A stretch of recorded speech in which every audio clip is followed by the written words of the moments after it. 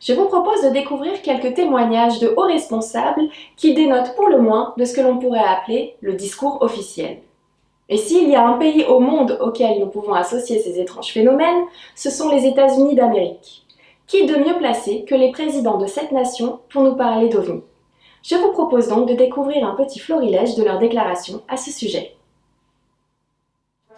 Président des États-Unis d'Amérique de 1974 à 1977, Gerald Ford déclare lors de son année au Congrès: avec la ferme conviction que le public américain mérite une meilleure explication que celle donnée jusqu'ici par l'armée de l'air, je recommande fortement la création d'une commission d'enquête sur le phénomène OVNI. Il s'agit là de notre devoir envers le peuple, afin de renforcer notre crédibilité face au phénomène OVNI et faire la plus grande lumière possible sur ce sujet. Ronald Reagan, président de 1981 à 1989, affirme avoir été témoin d'un OVNI lors d'un vol alors qu'il était gouverneur de Californie. Il fit ce commentaire lors d'une session plénière des Nations Unies le 21 septembre 1987. Dans notre hantise des antagonismes du moment, nous oublions souvent ce qui unit tous les membres de l'humanité. Peut-être avons-nous besoin d'un certain événement extérieur, une menace universelle pour nous inciter à identifier ce lien commun. Je pense de temps en temps avec quelle rapidité nos différences dans le monde entier disparaîtraient si nous faisions face à une menace étrangère venue de l'extérieur de ce monde. Mais je le demande, n'y a-t-il pas déjà une force étrangère parmi nous? Il n'y a qu'une poignée de personnes qui savent la vérité à ce sujet. Harry Truman, président de 1945 à 1953, déclara le 4 avril 1950 lors d'une conférence de presse à la Maison-Blanche: Je peux vous assurer que les soucoupes volantes, si tant est qu'elles existent, ne sont construites par aucune puissance terrestre. Il déclara également dans un communiqué de presse en décembre 1952: Ces phénomènes inexpliqués ne sont ni une arme secrète, ni une fusée, ni un nouveau type d'avion d'essai. Et enfin, Jimmy Carter, qui occupa lui aussi la Maison-Blanche de 1977 à 1981, vit un OVNI en 1969 alors qu'il était gouverneur de la Géorgie. Il rédigea d'ailleurs un rapport à la demande du Bureau international des OVNIs situé à Oklahoma City. Lors de sa campagne présidentielle, il déclara: Si je suis élu président, je ferai en sorte que toutes les informations détenues par ce pays sur les observations d'OVNI soient disponibles pour le public et les scientifiques. Je suis convaincu que les OVNI existent parce que j'en ai vu un. C'est la chose la plus incroyable que je n'ai jamais vue. C'était grand, très brillant, les couleurs changeaient, et cela avait à peu près la taille de la Lune. Nous l'avons observé pendant 10 minutes, mais aucun de nous ne pouvait se figurer ce que c'était. Une chose est sûre, je ne me moquerai jamais de ceux qui disent avoir vu des objets non identifiés dans le ciel.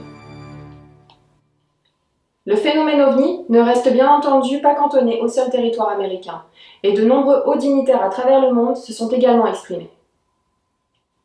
Robert Gallet, ancien ministre français de la Défense, déclara le 21 février 1974 lors d'une interview avec le journaliste Jean-Claude Bourret: Je dois dire que si les auditeurs pouvaient voir par eux-mêmes la masse de rapports arrivant de la gendarmerie chargée de mener les enquêtes que nous faisons tous suivre au Centre national des études spatiales, ils verraient alors que tout cela est assez troublant. Je crois que l'attitude d'esprit que l'on doit adopter vis-à-vis de ces phénomènes doit demeurer ouverte, c'est-à-dire qu'elle ne consiste pas à nier a priori. Nos ancêtres des siècles précédents ont nié des quantités de choses qui nous paraissent aujourd'hui parfaitement élémentaires. En fait, tout le développement de la science consiste à ce qu'à un instant déterminé, on s'aperçoive que 50 ans auparavant, on ne savait rien, et qu'on ne comprenait rien à la réalité des phénomènes. Je crois, pour conclure, que dans cette affaire des OVNI, il faut adopter une attitude d'esprit extrêmement ouverte. Il ne faut pas mettre en doute la bonne foi des témoins qui sont sincères de toute évidence. Mais à l'heure actuelle, il est extrêmement prématuré de tirer la moindre conclusion de tout ceci. Le 24 juin 1990, dans une lettre adressée au maire d'une ville où devait se tenir un colloque sur l'espace et les OVNI, Toshiki Kaifu, Premier ministre du Japon, écrivit ceci: Le Japon devrait envisager ce qui devrait être fait au sujet de la question des OVNI, et nous devrions passer plus de temps sur ce sujet. Je crois que c'est le moment raisonnable pour prendre le problème des OVNI au sérieux et comme une réalité.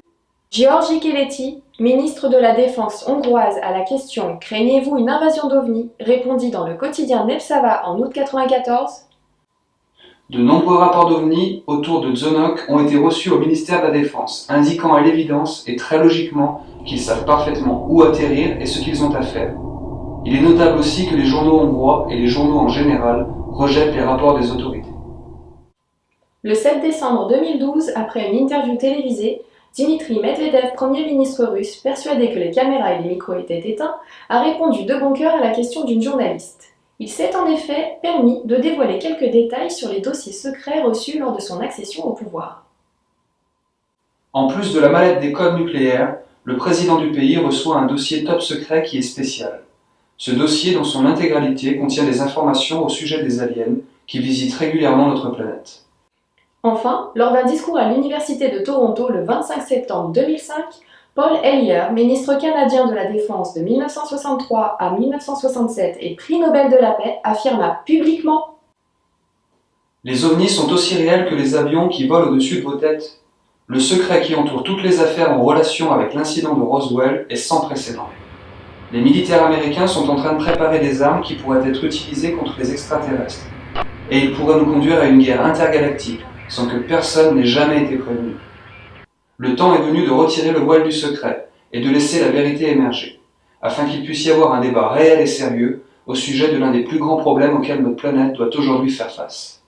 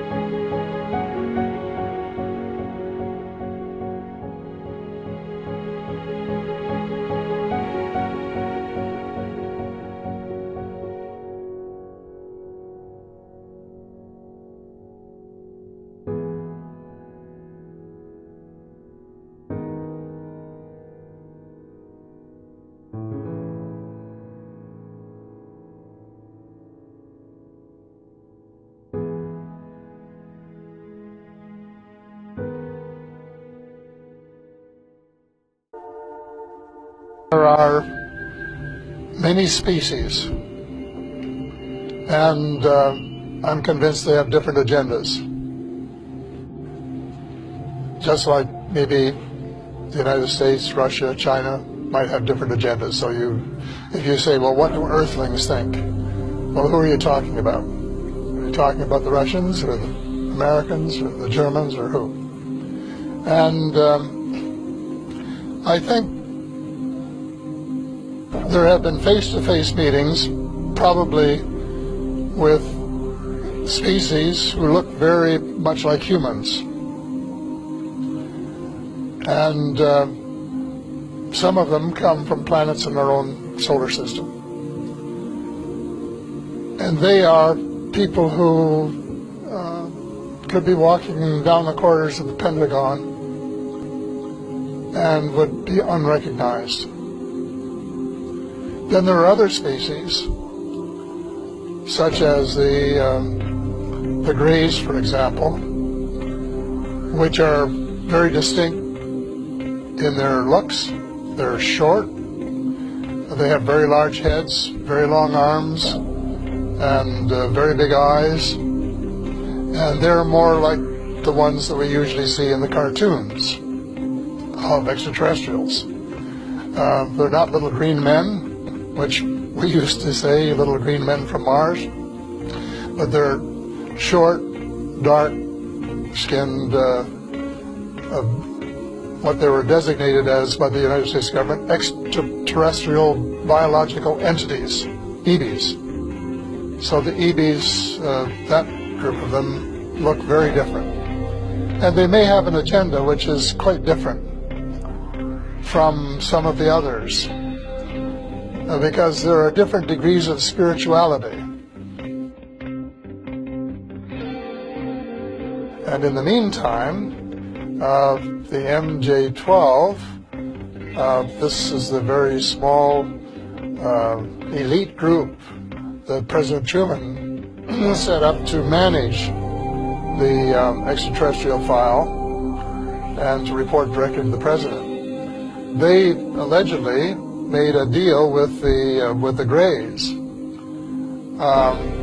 to exchange technology and to allow them to do a limited number. That's a joke to say, you know, but the deal was a limited number of abductions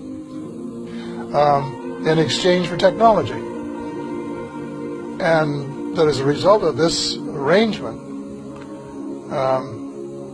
over the years, the United States has managed to what we call back engineer or replicate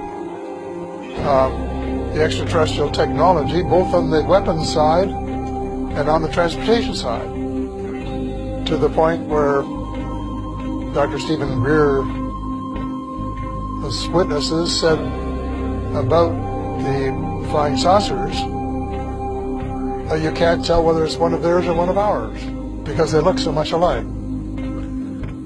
So they have made tremendous progress these years, and they have developed very powerful weapons, far more powerful than anything they had before. And they have, according to Ben Rich, who was the former head of the Lockheed Skunk Works, which was working on these kinds of vehicles, they now have, as he said, quote, the capability of taking E.T. home.